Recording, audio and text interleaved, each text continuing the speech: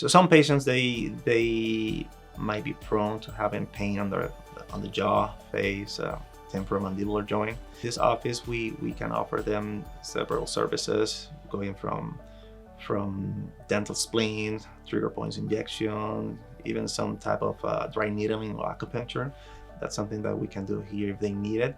When they are patients with chronic pain, those are more difficult cases. So those type of cases, we have to handle it with other specialists. But we start the treatment here, and then we refer them as needed depending on what they need.